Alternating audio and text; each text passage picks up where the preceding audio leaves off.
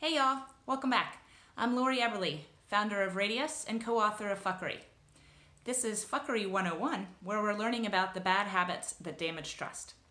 While this can apply to any situation and certainly in your personal life, my expertise is in examining how these habits can get in the way of fostering trust and belonging at work.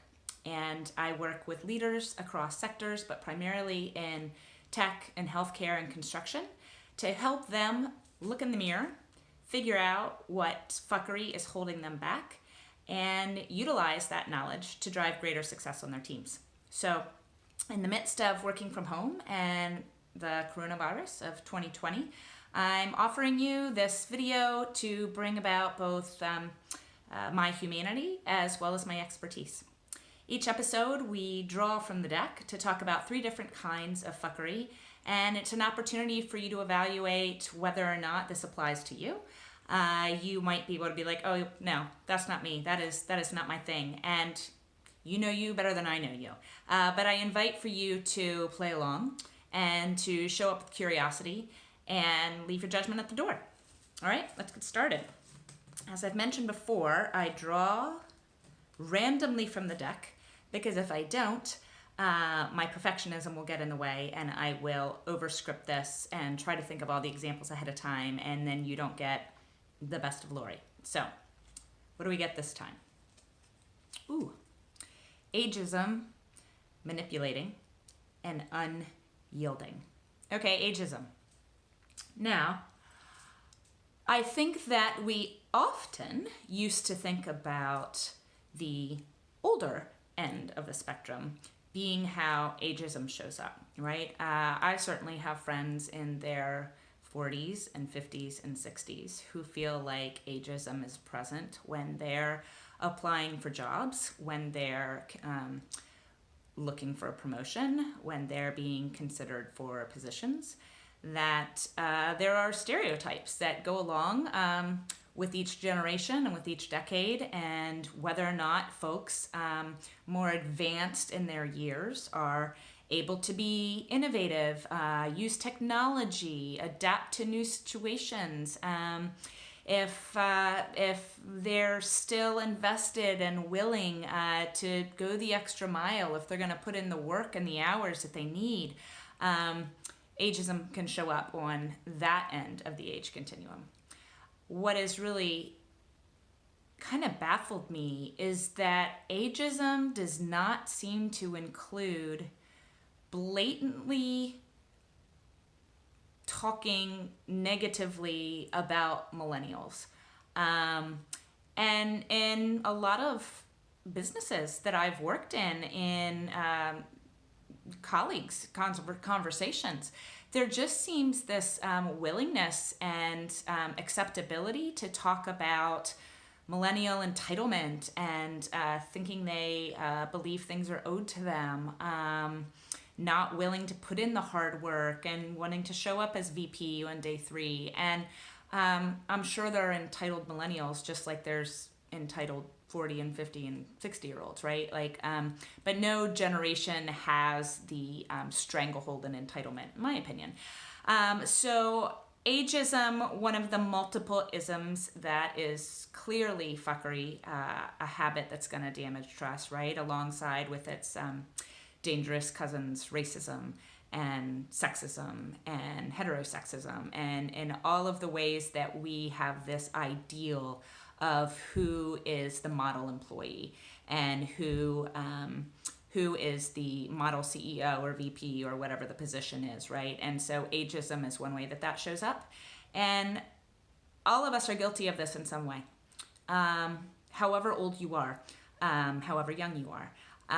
I'd like you to pause the video and I'd like you to think about, how does this show up currently at work? Where is there a favored age? Is there a favored decade? And what do you think it is? Are you part of the favored dominant decade? If you are, what privilege does that bring you? And if you are not, how do you potentially feel excluded? So think about how ageism shows up in your industry, specifically at your job, And then also in you, what are some biases that you bring around a candidate who is 25, 35, 45, 55, 65? What are some things that you think about that person? And be honest with yourself. Manipulating. Okay, aggressive form of fuckery, right? Although it might look behind the scenes, right? To manipulate is to arrange things in such a fashion so that you get your desired response, which, if it's fuckery, is going to benefit you, but not necessarily the team or the business or the customer or anyone else, right? Manipulating is a form of dishonesty. It's, let's see, what else? It's certainly going to get damaged trust if you're caught manipulating, or even just the perception of manipulating, okay?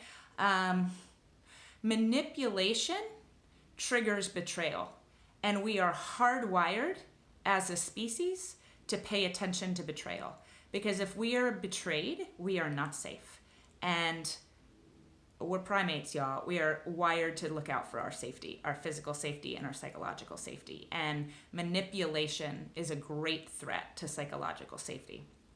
I think it's pretty hard for us to be like, oh, yes, I'm totally guilty of manipulation. And sometimes it's got a little bit of a friendlier hook to it, right? Like the positive reframing of the word manipulating is influencing, right? Leaders want to influence. You might be persuasive, which is a leadership skill. But is your persuasion more along the lines of manipulation? Isn't there some element of consent that's wrapped up in it, right? Like, am I engaged? Am I being asked to follow you? Do I have complete freedom to say, no, I don't want to do it like that? Is there an element of fear? If there's an element of fear, then we're talking about an aggressive form of fuckery, right? We're talking about bullying, intimidating, manipulating, throwing under the bus, some sort of fuckery that puts you on top at the expense of somebody else. So I want you to think about how you may or may not manipulate data. How do you manipulate the story you're giving your boss or your board or your shareholders or your partners? What is the spin you're putting on things, and why are you doing that? When do you feel a real sense of threat? And y'all, a lot of us are feeling threatened right now. Crisis brings that out, right? Like, it kicks us into that fight or flight mode. So if we have a heightened sense of threat, we will feel more likely like manipulating others to get what we want, because we might be stuck in that scarcity place. So can you relate to what it's feeling, the feeling of not having enough? Can you relate to the feeling of not enough to go around? Is competition more important than collaboration? Do you win at all costs? Why or why not? Do the ends justify the means? What would you be willing to do, and what would you not?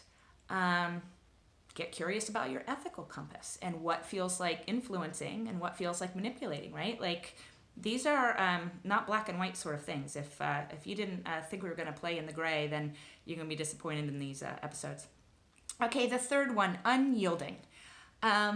So to yield a position, right, is to compromise, is to let go, is to say, okay, I don't have to win this battle. To be unyielding, the positive frame of that, right, would be I am tenacious. I am persistent. I am dogged. I am ambitious, right? Like, those are things you put on your resume. The fuckery version of those things are stubborn to a fault, like a dog with a bone, means I won't give up easy, but means I will not let go. And that can have consequences, right? So unyielding means that there's probably a level of some perhaps rigid thinking. If we're unyielding, we might not be curious. We might have slipped into a pretty judgmental or self-righteous place. To be unyielding means that we will not budge, we will not move. And to be in that position does not mean you are practicing fuckery. It is possible.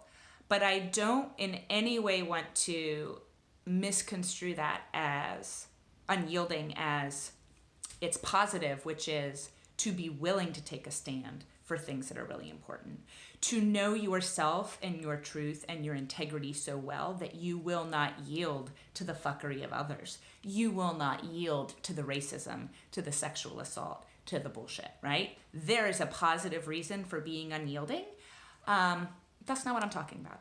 I'm talking about, do you refuse to listen to others? Do you refuse to see another perspective?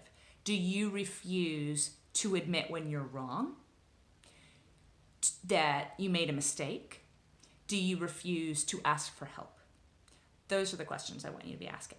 If you have things that you want me to talk about here, comments, concerns, you know how to hit me up.